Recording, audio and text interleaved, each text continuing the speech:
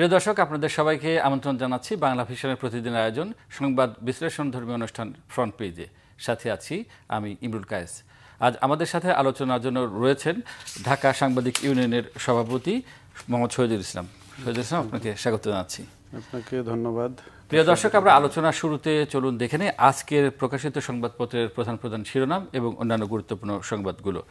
আমি প্রথমেই জানাচ্ছি প্রথম আলো সংবাদ শিরোনাম। জুলাই সনদের বাস্তবায়ন নিয়ে মতভিন্নতা এখনও কাটেনি ঐকমত্য কমিশন। সনদ স্বাক্ষরের দুদিন আগে রাজনৈতিক দলগুলোর সঙ্গে কমিশনের হঠাৎ অতি জরুরি বৈঠক। বিএনপি জুলাই সনদ স্বাক্ষরে প্রস্তুত, জামায়াত সনদ স্বাক্ষরের বিষয়টি স্পষ্ট করেনি। এনসিপি সনদ সই করবে কিনা বিবেচনাধীন। জুলাই সনদে স্বাক্ষরকাল, ফেব্রুয়ারিতে নির্বাচন, বৈঠকে প্রধান উপদেষ্টা। চাকসু নির্বাচন, উৎসবমুখর শান্তিপূর্ণ ভোট। রাকসুর ভোট আজ, ৭২ বছরে নির্বাচন ১৬ বার। আবার দেশের সংবাদ শিরোনাম। নির্বাচনে জয়ের টার্গেটে জামায়াতের কৌশল। নির্বাচনী আসনে জোর তৎপরতা সম্ভাব্য প্রার্থীদের। ইনক্লুসিভ প্রার্থিতায় থাকছে নানা পেশার বিশিষ্টজন। সর্বোচ্চ ছাড়ে ইসলামী সমমনা দলগুলোর সঙ্গে সমঝোতার চেষ্টা। যোগ্য হলেও অমুসলিমদেরও প্রার্থী করার পরিকল্পনা। আরেকটি শিরোনাম। ভিপিজিএস পদে শিবির এজিএসে ছাত্রদল এগিয়ে। চাকসু নির্বাচন, ভোট পড়েছে ৬৭%। দৈনিক ইত্তেফাকের সংবাদ শিরোনাম। জুলাই সনদে সব দলে স্বাক্ষর করা নিয়ে সংশয়। নির্বাচনের দিনই গণভোটের পক্ষে বিএনপি, জামায়াত চায় আগে। সনদে স্বাক্ষর না করার ঘোষণা বাম জোটের, জামায়াত এনসিপিকে নিয়েও শঙ্কা। উৎসবমুখর পরিবেশে সব সই হবে জুলাই সনদ, যা মস্ত বড় সম্পদ। সনদ স্বাক্ষরের একদিন আগে দলগুলোর সঙ্গে অতি জরুরি বৈঠকে প্রধান উপদেষ্টা। আরেকটি শিরোনাম। রাজধানী জুড়ে রাসায়নিকের অবৈধ গুদাম, ঘটছে বিপর্যয়। রাসায়নিক গুদামের লাইসেন্স নবায়ন স্থগিত। ৫,০০০ অবৈধ রাসায়নিক গুদাম। সমকালের সংবাদ শিরোনাম। প্রধান উপদেষ্টা আশাবাদী, ভিন্নমতে অনড় দলগুলো। জুলাই সনদ নিয়ে জরুরি বৈঠক, আজ বাস্তবায়ন পদ্ধতি জানাতে পারে কমিশন। নোট অফ ডিসেন্ট সহ সই করবে বিএনপি। পিআরের ফয়সালা চায় জামায়াত।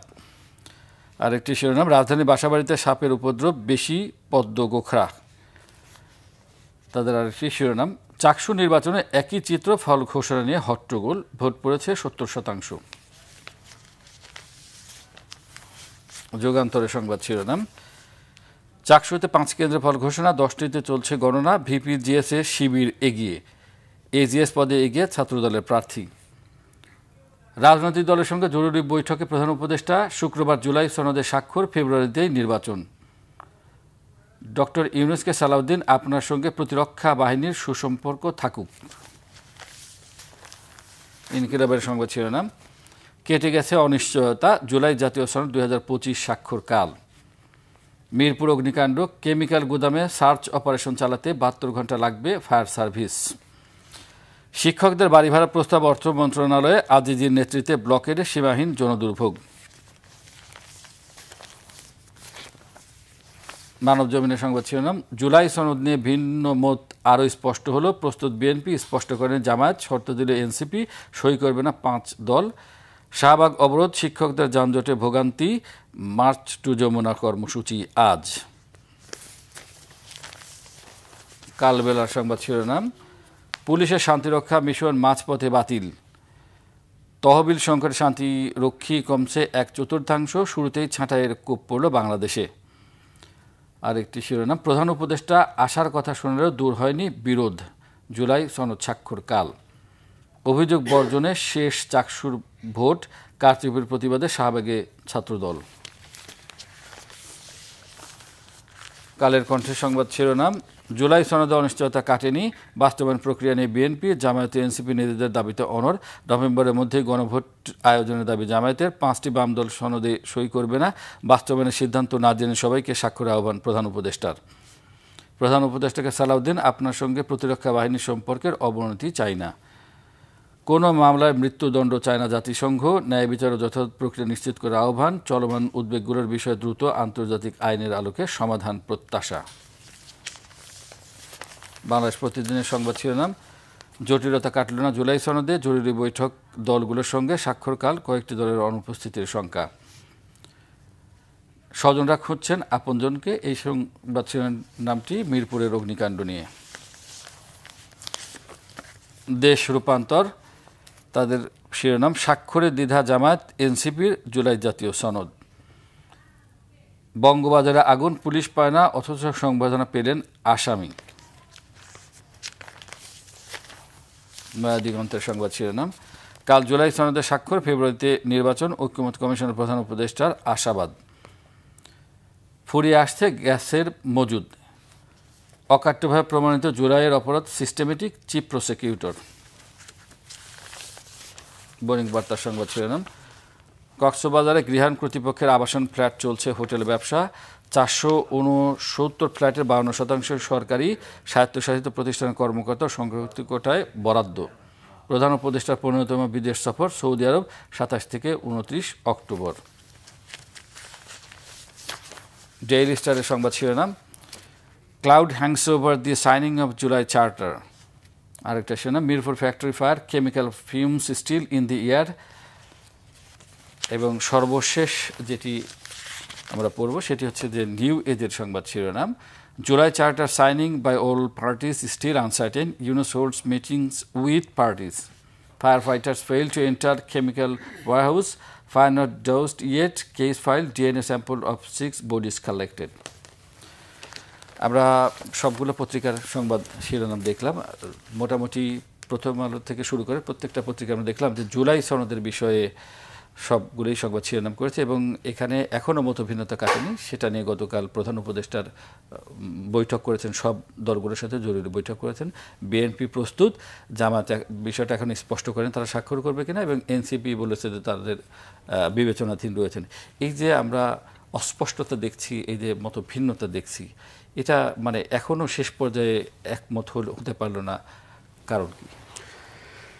প্রথমে আপনাকে ধন্যবাদ জানাচ্ছি এবং বাংলা ভিশনের দর্শকদেরকে ধন্যবাদ জানাচ্ছি। আজকে আপনি যেই পত্রিকাগুলো এখানে উপস্থাপন করলেন, তো অধিকাংশ পত্রিকারই আজকে হেডলাইন হচ্ছে জুলাই সনদ বাস্তবায়ন নিয়ে, এটা স্বাক্ষর নিয়ে যেই মতভিন্নতা এখনও রয়েছে এই বিষয়টি স্পষ্ট করা হয়েছে।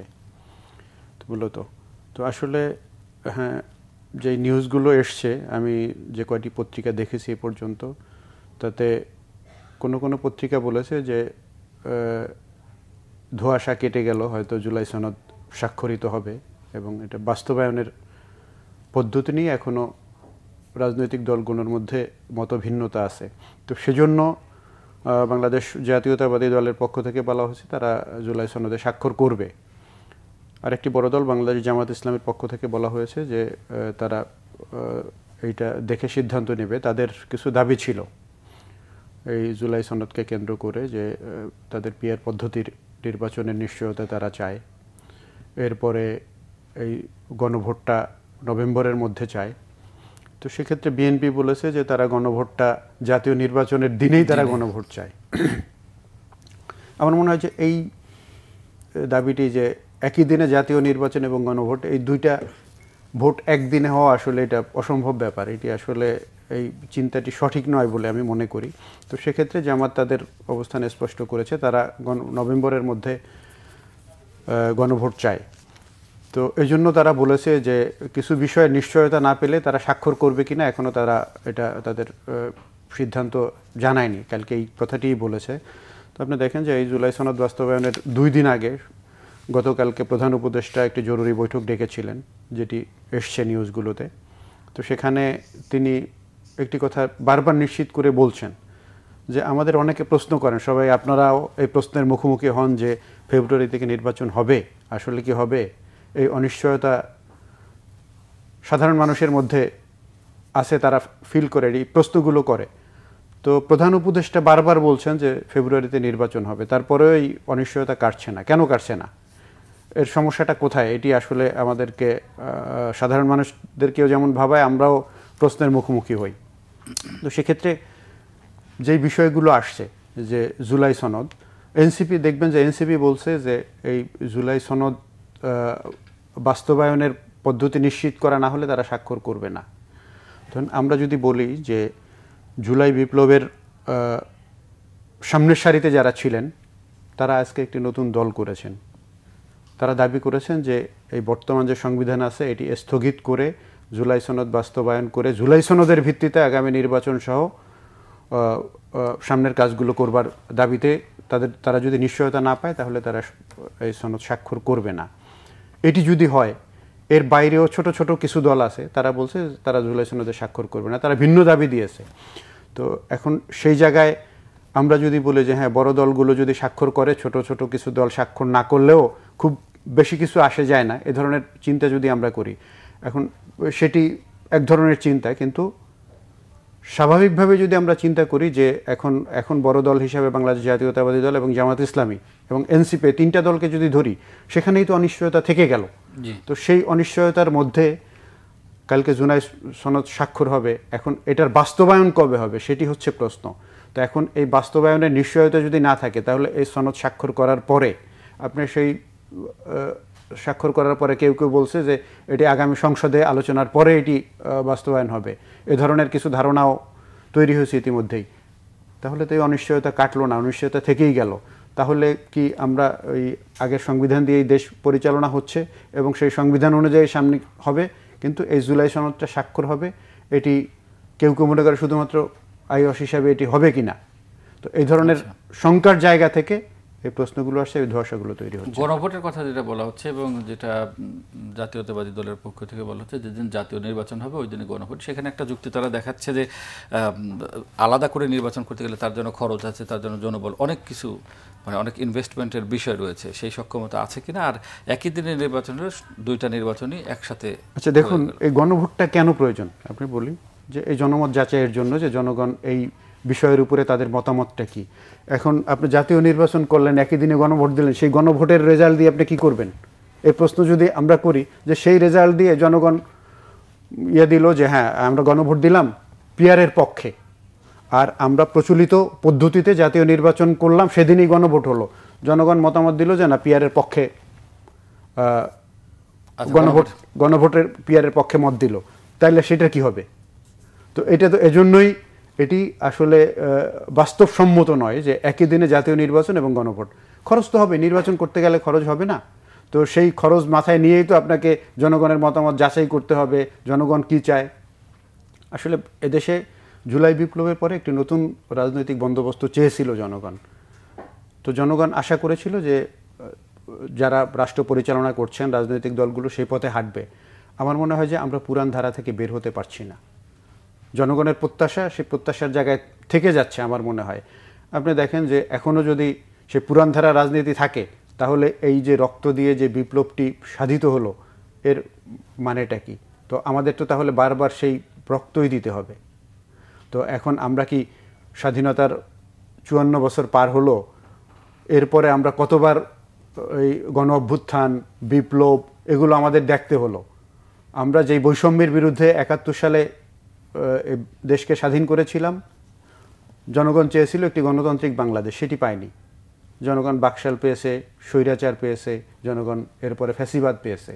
সুতরাং জনগণের আশা সেই আশার জায়গায় থেকে গেছে। যারা ক্ষমতায় আসছে তাদের ভাগ্যের পরিবর্তন হয়েছে, জনগণের ভাগ্যের কোনো পরিবর্তন হয়নি। যার কারণে একটি নতুন রাজনৈতিক বন্দোবস্ত যে জন্য যে বিপ্লবটি হয়েছিল, সেটার একটি অবারিত সুযোগ এসেছিল। সেই সুযোগগুলো কাজে লাগাতে আমাদের সরকার এবং আমাদের রাজনৈতিক দলগুলো ব্যর্থ হয়েছে। পিয়ার নিয়ে যে মানে যারা বিরোধিতা করছেন বা এই মুহূর্তেই যে পিয়ার দরকার নেই এরকম কথা বলছেন, তার সবচাইতে বড় যুক্তি হচ্ছে যে পিয়ার হলে যারা সংসদ সদস্য নির্বাচন বা সংসদ সদস্য হবেন, তাদের নির্দিষ্ট কোনো এলাকা থাকবে না, তাদেরকে এক ধরনের চাপিয়ে দেওয়ার মতো দেয়া হবে। তো এটা হলে তো, এবং যদি উভয় কক্ষে পেয়ার হয়, তাহলে যে সরকারটি গঠিত হবে সেটা একটা ঝুলন্ত সরকার বা স্থিতিশীলতার অভাব সেখানে দেখা দেবে। মানে স্থিতিশীল সরকার গঠনের জন্য সেটাকে আমাদের দেশের প্রেক্ষাপটে এই মুহূর্তে সেটা না, আমি এই যুক্তিটি আসলে একটি যৌক্তিক বলে আমি মনে করি, একটি খোরা যুক্তি হিসেবে আমি দেখি। পিয়ার পদ্ধতির নির্বাচনটি সমস্যাটা কোথায়? আপনি দেখবেন যে একটি ঝুলন্ত গভর্নমেন্ট হইতে পারে, এই শঙ্কার কথা তারা ব্যক্ত করেছেন। তো পৃথিবীর অনেক দেশে, বহু দেশে পিয়ার পদ্ধতি আছে, সরকার চেঞ্জ হচ্ছে, সমস্যা কোথায়? যেখানে আমাদের দেশে তো এমনিতেই অস্থিতিশীল থাকে বা সমস্যা নাই তো। আপনার আমাদের দেশের রাজনৈতিক এই বন্দোবস্তের কারণে আমরা এই অস্থিতিশীলতার মধ্যে থাকি। আমাদের দেশে আসলে সুস্থ একটি রাজনৈতিক ধারা তৈরি হয়নি। কারণটা হচ্ছে যে আমাদের দেশে দেখবেন, আমি বারবার বলি যে কথাটি, যে আমাদের দেশে পেশি শক্তি এবং কালো টাকা রাজনীতি চলে। এখানে যার মাসেল পাওয়ার আছে, যার ক্ষমতা আছে, যার অস্ত্রের পাওয়ার আছে, তারা ক্ষমতা দখল করে এবং পাওয়ার এক্সারসাইজ করে। তারা এদেশের সাধারণ মানুষের দিকে তারা কখনোই সাধারণ মানুষের মতামতের দিকে, তাদের সুযোগ সুবিধার দিকে তাকায় না। তো পিয়ার পদ্ধতি হলে সেই সুযোগটি তৈরি হবে। আপনি দেখেন যে বাংলাদেশের কালো টাকার রাজনীতি, মাসেল পাওয়ারের রাজনীতি, এটি বন্ধ হয়ে যাবে। আপনি পিয়ার পদ্ধতির নির্বাচন হলে কোনো ব্যক্তিকে ভোট দেবে না, দলকে ভোট দেবে। দল এই ক্ষেত্রে প্রশ্ন যে ওই যে ব্যক্তিকে সংসদ সদস্য হচ্ছে দায়বদ্ধ। আমি আসছি সেখানে। দেখুন আসলে একজন সংসদ সদস্যের কাজ কি? এখন বাংলাদেশের সংসদ সদস্যরা কি কাজ করে দেখবেন যে সে এলাকার কোথায় উন্নয়ন হবে, কোথায় রাস্তা হবে, কোথায় কালভার্ট হবে, কোথায় খাল কাটতে হবে, এগুলো নিয়ে তারা ব্যস্ত থাকে। তাদের মূল দায়িত্ব হচ্ছে দেশের আইন প্রণয়ন করা, দেশের সমস্যাগুলো ইন্ডিকেট করে সেগুলো সমাধানের জন্য নীতিমালা প্রণয়ন করা হচ্ছে সংসদ সদস্যদের কাজ। তারা যেই তার নির্বাচিত এলাকায় যে উন্নয়নের কাজ, সেটি তো স্থানীয় সরকার করবে। আপনি স্থানীয় সরকারকে শক্তিশালী করেন, সেখানে জেলা পরিষদের চেয়ারম্যান থাকবে, অন্যান্য উপজেলা পরিষদের চেয়ারম্যানরা থাকবে, ইউনিয়ন কাউন্সিলের চেয়ারম্যানরা থাকবে, তারা সেই উন্নয়নের কাজগুলো করবে। আর দেশের আইন প্রণয়ন করবে সংসদ সদস্যরা। সেখানে সুবিধা হবে যেটা, যে পিআর পদ্ধতিতে যখন ভোটের রেশিওর ভিত্তিতে যখন আপনি সংসদ সদস্য নির্বাচিত করবেন, সেখানে দেখা যাবে আপনি যোগ্য, সেইখানকার জন্য আইন প্রণয়নের জন্য যেই যোগ্য লোকগুলোকে সেখানে আপনি নির্বাচিত করতে পারবেন, যারা ইফেক্টিভ রোল প্লে করতে পারবে দেশের আইন প্রণয়নের ক্ষেত্রে। আর যদি সেটি না হয়, আমাদের যে প্রচলিত পদ্ধতিতে মমতাজের মতো লোক এমপি হবে, তারা সংসদে গিয়ে কি আইন প্রণয়ন করবে বলেন? তো এই জন্য আমার মনে হয় যে পিআর পদ্ধতির দাবি, তাদের যৌক্তিক দাবি আছে, সেটি আমি যৌক্তিকভাবে আপনি খণ্ডন করেন, সেটি যৌক্তিকভাবে বিরোধিতা করেন। আপনি যদি বলেন আমি বুঝি না, পিআর পদ্ধতি বাংলাদেশে প্রযোজ্য না, এটিতে ঝুলন্ত পার্লামেন্ট হবে, কি হয় পৃথিবীর অনেক দেশ আছে যে 2 বছরের ভিতরে 2 বার করে সরকার চেঞ্জ হয়। তৃতীয় বিশ্বের দেশগুলোতে কি আছে, বা আমাদের মতো যারা গণতন্ত্র, আমরা কি তৃতীয় বিশ্বের মধ্যেই সবসময় ঘুরোপাক খাবো, নাকি আমরা একটা উন্নত বিশ্বের দিকে যাব? আমরা সেই মডেলগুলো আমরা কেন নেই না? এটার কিন্তু সমস্যাটা কোথায়? জনগণকে তো শিক্ষিত করতে হবে, জনগণকে তো সচেতন করে, জনগণকে সচেতন করার দায়িত্ব তো এদেশের যারা এখন সরকারে আছেন তাদের দায়িত্ব, রাজনৈতিক দলগুলোর দায়িত্ব। জনগণকে সচেতন তো রাজনৈতিক দল করবে। তারা রাজনৈতিক দলের নেতৃবৃন্দ, তাদের জনগণ, তাদের অনুসারীদেরকে যদি বলে যে এই পদ্ধতিতে নির্বাচন হবে, আপনারা ভোট দেবেন এবং এই পদ্ধতিতে দেশ পরিচালনা হবে, সহজভাবে এটি তারা শিখে যাবে। আমরা একটু সমকালের শিরোনামটি দেখি। প্রধান উপদেষ্টা আশাবাদী ভিন্নমত অন্য দলগুলো এবং আজ বাস্তবায়ন পদ্ধতি জানাতে পারে কমিশন, অর্থাৎ কিভাবে বাস্তবায়িত হবে জুলাই সনদ, সেটি কমিশনের পক্ষ থেকে আজকে জানানো হবে। তো যেটাই করা হোক সেটা কি সব দল মেনে নেবে, বা কমিশনের পক্ষ থেকে যদি, আমি জানি না ঐকমত্য কমিশনের পক্ষ থেকে তারা কি সেটেলমেন্টটা ঠিক করেছে, কি জানাবে আজকে, তার উপরে নির্ভর করবে যে সবাই স্বাক্ষর করবে কিনা। তারা যদি যেই রাজনৈতিক দলগুলোর যে দাবি আছে, মৌলিক যে দাবিগুলো আছে, সেই দাবিগুলোকে যদি তারা অ্যাড্রেস করে তাদের সিদ্ধান্ত জানাতে পারে, স্বাক্ষর করতে পারে। আর যদি এই জায়গায় অনিশ্চয়তা তৈরি হয়, তাহলে পুরো জুলাই সনদ নিয়ে অনিশ্চয়তা তৈরি হবে। এবং আপনি দেখবেন এই জুলাই সনদটা এই জন্য দরকার যে এই জুলাই সনদ বাংলাদেশের আগামী দিনের রাজনীতির গতিপথকে নির্ধারণ করবে। তো এই জন্য জুলাই সনদটা জরুরি ছিল। আমরা সেই জুলাই একটা বিপ্লবের মধ্যে দিয়ে একটা সরকার পালিয়ে গেল, এবং শুধু একটা সরকার পালায় নাই, বাংলাদেশের এই সরকারের প্রভাব যেখানে যেখানে ছিল, জাতীয় মসজিদের ইমামও পালিয়ে গেছে। তো সেইখানে আপনার একটি নতুন বন্দোবস্ত প্রতিষ্ঠা করবার জন্য যে সনদের কথা বলা হলো, এটা নিয়ে আমাদের রাজনৈতিক দলগুলোর ভিতরে যে বিভেদ তৈরি হলো এবং সেখানে তারা অনড় থাকতেছে, এই অনড়ের জায়গাটা, তাদের এই বিভেদের জায়গাটাকে আমাদের কাছে খুব, আমাদের সাধারণ মানুষকে, আমরা যারা গণমাধ্যম কর্মী আছি, সাধারণ মানুষ আছে, তাদেরকে খুব কষ্ট দিচ্ছে এই জায়গাটায়। যে তাহলে কি হলো, আমরা কি যেই একটি ফ্যাসিবাদীকে তাড়ালাম, আবার কি সেই একই ধরনের সরকার বাংলাদেশে প্রতিষ্ঠিত হবে কিনা? তো এখন যে সুযোগটা আসছিল, বারে বারে আমরা যেটা বলতে চাই, এই সুযোগটা কাজে লাগানোর এখনও কিছু সময় আছে। আমার মনে হয় রাজনৈতিক দলগুলো সদিচ্ছার পরিচয় দেবেন। আর যদি সদিচ্ছার পরিচয় না দেন, নানা ধরনের অনিশ্চয়তা তৈরি হতে পারে, এবং সেই অনিশ্চয়তার জন্য এরা দায়ী থাকবেন। আমরা এখন একটু নির্বাচন প্রসঙ্গে আসি, অর্থাৎ চাকসু রাকসু নির্বাচন। আপনি জানেন যে আজকে রাকসুর নির্বাচন হচ্ছে এবং গতকালকে চাকসু অর্থাৎ চট্টগ্রাম বিশ্ববিদ্যালয়ের ছাত্র সংসদ নির্বাচন হয়েছে। প্রথম আলো যেটা বলছে, চাকসু নির্বাচন উৎসবমুখর শান্তিপূর্ণ পরিবেশে ভোট হয়েছে। তো সেখানে আমরা দেখলাম যে, এবং অন্যান্য পত্রিকা, যুগান্তর সহ অন্যান্যরা খবর দিয়েছে যে সেখানে নির্বাচনে ভিপিজিএস পদে ছাত্র শিবির জয়ী হয়েছে এবং ছাত্রদল এজিএস পদে জয়ী হয়েছে, এবং অন্যান্য পদে বেশিরভাগ ক্ষেত্রেই শিবির এগিয়ে আছে।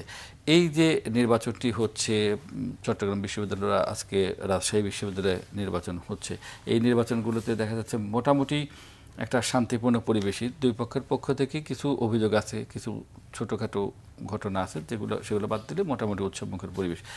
এই পরিবেশে যে ভোটটি হচ্ছে, এই ভোটের মধ্য দিয়ে যে নেতৃত্ব প্রতিষ্ঠিত হচ্ছে এবং এই নির্বাচন সামনের দিনে আসলে কি ধরনের প্রভাব রাখতে পারে? তো ধন্যবাদ। দেখুন, গতকালকে চাকসু নির্বাচন হয়ে গেছে। আপনি যেটি বলেছেন, ফলাফলটি হয়ে গেছে। রাত্র 4:30টার দিকে ফলাফল ঘোষণা করেছেন চাকসু নির্বাচনের। বোধহয় কেন্দ্রীয় সংসদে 26টি পদের মধ্যে ইসলামী ছাত্র শিবির সমর্থিত প্যানেল বোধহয় 24টি আসনে বিজয়ী হয়েছে এবং 2টি আসনে এজিএস পদে ছাত্রদলের প্রার্থী বিজয়ী হয়েছে এবং আরেকজন ছাত্রী সম্ভবত বিজয়ী হয়েছে। তো এই নির্বাচনের ডাকসু এবং জাকসু দুটি নির্বাচনের যে ফলাফল হয়েছে একই ধারায় ওইখানেও দেখলাম যে ফলাফল হয়েছে। তো যেই কথাটি বললেন যে নির্বাচন নিয়ে কিছু প্রশ্ন, কিছু অভিযোগ কারো কারো রয়েছে। আসলে দেখুন, এই অভিযোগটি যারা নির্বাচনে অংশগ্রহণ করে তারা করে থাকেন নিজেদের দুর্বলতা ঢাকবার জন্য, হতে পারে যারা পরাজিত হন। তো সেই জায়গাটা এটি হতেই পারে, এটি মানবিক দুর্বলতার কারণে হয়ে থাকতে পারে। কিন্তু সেই দলগুলোকে যারা পরিচালনা করেন তাদের দায়িত্ব হচ্ছে যে আসলে কি হয়েছে। আপনি দেখেন যে আমি যদি একটা একটা করে একটু ধরি, যেমন ডাকসু নির্বাচন নিয়ে নানা বিতর্ক তৈরি করার হয়েছিল আমরা যেটি দেখেছি। তো সেইখানে আমি একটু নিজের কৌতূহল থেকে আমি ঢাকা বিশ্ববিদ্যালয়ের বেশ কয়েকজন শিক্ষকের সাথে আলাপ করেছি এই নির্বাচন নিয়ে। তারা সাদা দলের শিক্ষক ছিলেন। সাদা দল মানে বিএনপিপন্থী যে শিক্ষকদের সংগঠন রয়েছে সেই সংগঠনের সদস্য। এরপরে ইউট্যাব নামে আরেকটি সংগঠন রয়েছে, তাদের দু একজনের সাথে আমরা কথা বলে দেখেছি। বলছে যে না ভাই, এখানে 0.1%ও অনিয়ম কোনো সুযোগ নাই, এটি হয় নাই, কোনো অনিয়ম হয়নি। কিন্তু সেটা নিয়েও বিতর্ক তৈরি করা হয়েছে। আপনি দেখবেন যে জাকসু নির্বাচন নিয়ে সেম একই ধরনের বিতর্ক তৈরি করা হয়েছে। তো ঢাকার ব্যাপারে বলা হয়েছে যে ভিসি জামাতপন্থী, শিবিরপন্থী, যার কারণে তাদেরকে একটা সুবিধা দিয়েছে, অথবা এরকম প্রশ্ন তৈরি করবার চেষ্টা করা হয়েছে। জাহাঙ্গীরনগর বিশ্ববিদ্যালয়ের যিনি ভাইস চ্যান্সেলর আছেন তারে আমি বিগত 10 বছর থেকে একেবারে কাছ থেকে চিনি, কারণ সাংবাদিক হিসাবে, সাংবাদিক নেতা হিসাবে পেশাজীবী আন্দোলনগুলোর সাথে দেখেছি যে বিএনপি নিয়ে গবেষণা করেন, শহীদ জিয়াকে নিয়ে গবেষণা করেন। বিএনপির ভিতরে যে কয়েকজন লোক আছে, বিএনপিকে জেনে শুনে যারা বিএনপি করেন, পেশাজীবী সংগঠনগুলোর ভিতরে অত্যন্ত জানাশোনা লোক। জাহাঙ্গীরনগর বিশ্ববিদ্যালয়ের যিনি ভাইস চ্যান্সেলর, তিনি চেয়ারে থাকতে জাহাঙ্গীরনগর বিশ্ববিদ্যালয় শিবিরকে সুবিধা দিয়েছেন, তাদের পক্ষে ভোট জিতিয়ে দেওয়ার চেষ্টা করেছেন। এটি কি কোনো মানুষ বিশ্বাস করবে? তো এখন এটি যদি, এই দাবিগুলো যদি উপরে নেতাদের পক্ষ থেকে হয় যে এখানে কারচুপি হয়েছে, এখানে এই অভিযোগ করা মানে হচ্ছে যে এক ধরনের মানে যে দুর্বলতা এবং অন্যায়কে প্রশ্রয় দেয়া। এখানে আমার মনে হয় যে আপনি দেখবেন চাকসুতে যিনি এজিএস পদে যিনি নির্বাচিত হয়েছেন তিনি ছাত্রদলের, এবং আমি খবর নিয়ে দেখলাম সে অত্যন্ত জনপ্রিয়। আচ্ছা, তো এজন্য অর্থাৎ পার্সন দেখে বা ব্যক্তি দেখে, নিঃসন্দেহে পার্সন দেখে, তার বিহেভিয়ার দেখে, তার আচরণ দেখে ভোটাররা ভোট দেন। এটি তাদের দলের কাজকর্ম দেখেও ভোট দেন। তো সেখানে যারা এটা নিয়ে বিতর্ক তৈরি না করে তাদের উচিত ছিল যে ইতিবাচক ধারায় ছাত্র রাজনীতি করা, ছাত্রদের সুযোগ সুবিধা দেখা, তাদের পাশে থাকা, তাহলে ছাত্ররা তাদেরকে গ্রহণ করবে। যদি এ ধরনের একটি মানে বার্তা নেতাদের পক্ষ থেকে দেয়া যেত ছাত্রদেরকে, তাহলে আমার মনে হয় যে ওই যে পেশি শক্তির যে কালচার, ক্ষমতা দেখানোর যে কালচার, সেটি থেকে বের হয়ে এসে ছাত্রবান্ধব রাজনীতি করবে। ছাত্রবান্ধব রাজনীতি যদি করে তাহলে ছাত্ররা তাদেরকে গ্রহণ করবে। একবার হারছে আর একবার জিতবে, এটাই তো আমাদের বাংলাদেশের রাজনৈতিক কালচার। সুতরাং আমার মনে হয় যে ইতিবাচক ধারায় যারা রাজনীতি করবে তাদেরকে ছাত্ররা, জনগণ তাদের কাছে থাকবে এবং তাদেরকে ভোট দেবে, যার প্রমাণ হচ্ছে ঢাকা বিশ্ববিদ্যালয়, জাহাঙ্গীরনগর বিশ্ববিদ্যালয় এবং চট্টগ্রাম বিশ্ববিদ্যালয়। আজকে বোধহয় রাজশাহী বিশ্ববিদ্যালয় নির্বাচন আপনি দেখবেন, সেখানেও যে খবর আসতেছে একই ধারায় নির্বাচন। এটার কারণ কি? শিক্ষার্থী বান্ধব কর্মসূচি কি তাদের বেশি, বা যেমন কোচিং সেন্টার আছে শিবিরের, তারপরে তাদের যে মেসে তোলা, বিভিন্ন শিক্ষা উপকরণ বিতরণ করা, এই কাজগুলো অন্যান্য যারা এর ভিতরে অনেকগুলো ফ্যাক্টর কাজ করেছে। আপনি দেখবেন শুধু কোচিং সেন্টার ছাত্রবান্ধব হয় কি যে ছাত্ররা তো এক মানুষ, এই সমাজেরই মানুষ, তো তারা দেখে যে আসলে ভালো মানুষ কারা, এটি তারা খুঁজতে চায়। তারা যে ইতিবাচক একটি ছাত্র রাজনীতি চায়, একটি পরিবেশ চায়, যেখান থেকে তারা পায়, এই পরিবেশটি তারা দীর্ঘ 17 বছরে পায়নি। যার কারণে একটা পরিবেশ তারা পেয়েছে এবং তাদের মতামত প্রকাশ করার সুযোগ পেয়েছে। তারা দেখেছে যারা পাশে ছিল, যারা ছাত্রদের সুখে দুঃখে কাছে ছিল, কারা ভালো মানুষ, এটি তারা মূল্যায়ন করে এবং আমার মনে হয় যে সেই মূল্যায়নটি করেছে। তো ছাত্র শিবিরের পক্ষে যে রায়গুলো এসছে আমরা যদি দেখি, তো সেখানে আমার কাছে মনে হয় যে এটার দুইটা কারণ থাকতে পারে। একটা হচ্ছে যে আমরা দেখছি বিগত দিনে আপনি দেখবেন যে ছাত্র শিবির একেবারে বৈরী প্রচারণার মধ্যে দিয়ে বেড়ে উঠেছে। আপনি দেখবেন যে বিগত 15-20 বছরের পত্রিকাগুলো যদি দেখেন, আপনি গণমাধ্যমের নিউজগুলো দেখবেন, ছাত্র শিবিরের পক্ষে কোনো নিউজ আসছে আমি দেখি নাই, খুব কম, 2-4টি পত্রিকা। তাদের বিরুদ্ধে সবচেয়ে বড় অভিযোগ তারা ছাত্রলীগের ভিতরে থেকে। আমি বলতেছি যে তাদেরকে আপনি দেখবেন যে তাদের বিরুদ্ধে বৈরী প্রচারণা ছিল সবসময়। তারা রক কাটে, তারা সন্ত্রাস করে, এই ধরনের বৈরী প্রচারণা তাদের এটা মোকাবেলা করেছে তারা। তো সমস্যাটা হয়েছে যারা প্রচারণাটা চালিয়েছে এবং যাদের বিরুদ্ধে প্রচারণা চালিয়েছে সেই স্থানীয় লোকগুলো দেখছে যার বিরুদ্ধেই প্রচারণা করতেছে আসলে তার বিরুদ্ধে মিথ্যা আরোপ করা হচ্ছে। এটাও একটা প্রচারণার মানে এই প্রচারণাটা ছাত্র শিবিরকে আর মানুষের কাছে নিয়ে গেছে আরো, যার কারণে তাদেরকে দেখার সুযোগ পেয়েছে, এটি আমার কাছে মনে হয়। আর না হয় এত বৈরী প্রচারণার মধ্য দিয়ে শিবিরের এই উত্থানটা তো এমনি হয়নি। তাদের বিরুদ্ধে সবচেয়ে বড় অভিযোগ যেটা করা হয়, আমি যেটা বলছেন যে আপনি এই যে এইটা বললেন এবং তাদের অপকর্মের দায়িত্ব তাদের উপরে পড়ে কিছুটা, যে তারা ওই সংগঠন দেখেন যে এই যে গুপ্ত একটা শব্দ বলা হচ্ছে, এটা উদ্ভব, এই যে এই শব্দটা কি জন্য এই শব্দটার প্রচলন করার চেষ্টা করা হচ্ছে, এটি আমার আপনার কাছেও প্রশ্ন। আমার যারা এটা বলেন তাদের কাছে আমার একটা প্রশ্ন থাকলো যে তারা গুপ্ত রাজনীতি করছে। আমি দেখেছি যে বিগত দিনে এই 17 বছরের আন্দোলনে ইসলামী ছাত্র শিবিরের 3 জন কেন্দ্রীয় সভাপতি আমি দেখেছি যারা দিনের পর দিন রিমান্ডে, তাদেরকে মারতে তাদেরকে পঙ্গু করে দেয়া হয়েছে। ছাত্র শিবিরের অসংখ্য নেতাকর্মীকে গুম করা হয়েছে। আপনি দেখবেন সেদিন বোধহয় প্রথম আলো একটা জরিপ প্রকাশ করেছে যে বিগত আওয়ামী লীগের আমলে যে গুম হয়েছে এর 57% হচ্ছে জামাত শিবিরের এবং 34% হচ্ছে বিএনপি ছাত্র দলের। তো এর মানে কি তারা গুপ্ত থেকে স্যার তাদেরকে ধরে নিয়ে গুম করেছে না? বিশ্ববিদ্যালয়ে তো আমি বলি যে এই যে অভিযোগটা করেছে, বিশ্ববিদ্যালয় কি ছাত্রদল প্রকাশ্যে রাজনীতি করেছে? যারা আজকে যাদেরকে গুপ্ত অভিযোগ দিচ্ছে যাদের বিরুদ্ধে, তারা কি প্রকাশ্যে রাজনীতি করতে পেরেছে? আমরা তো দেখেছি বিগত 17 বছরে ছাত্র দলের কোনো মিছিল, ওইখানে 15-20 জন নিয়ে মিছিল বেরোছে, দৌড়ে চলে গেছে। আজকে তাদের হাজার ছাত্র কোথা থেকে আসে? তাই তারা কোথায় ছিল? তারা কি গুপ্ত ছিল না? আজকে আমরা যারা এই স্লোগানটা দেয়, আমি দেখেছি যে যুবদলের একজন নেতাকে, সে গুপ্ত ছিল, তার এত লম্বা দাড়ি ছিল, সে জিজ্ঞেস করছে যে এই ব্যাস ধরেছিলেন কেন, আপনার এই চেহারা কেন ছিল? বলছিল যে থাকতে পারতাম না তো এলাকায়। এটাকে কি বলবেন আপনি? যদি পার্সেন্টেজ হিসাব করে তারা, আমি এটা বলি যে পার্সেন্টেজ হিসাব করলে কম বেশি আপনি ধরতে পারেন। এখন ছাত্র শিবিরের উত্থান দেখে আপনি বলতেছেন যে সবাই মনে হয় ছাত্রলীগের মধ্যে লুকাইছিল। এটা কি সত্য? এটা তো সত্য না। 2-4 জন থাকতে পারে কৌশলগত কারণে, এটা তো যুদ্ধের কৌশল হতে পারে। এটা যুদ্ধের কৌশল। আপনি দেখবেন যে যুদ্ধের যে কৌশল আছে সেখানে নানা ধরনের কৌশল অবলম্বন করে এবং সেই কৌশলের অংশ হিসেবে তারা এটা 2-4 জন থাকতে পারে, কিন্তু তারা এই ছাত্রদের সাথে মিলেমিশেই তো রাজনীতি করেছে এবং ছাত্র তাদের পাশ থেকে দেখেছে। ধন্যবাদ শহীদুল ইসলাম। আমাদের সময় আসলে শেষ। প্রিয় দর্শক, আমাদের অনুষ্ঠানের সময় একেবারেই আমরা শেষ প্রান্তে চলে এসেছি। আজ এখানেই শেষ করতে হচ্ছে। আমাদের ফ্রন্ট পেজ অনুষ্ঠানটি প্রতিদিন সকাল 9:20 প্রচার হয়। দেখার আমন্ত্রণ জানিয়ে আজ এখানে শেষ করছি। সবাই ভালো থাকুন, সুস্থ থাকুন। আল্লাহ হাফেজ।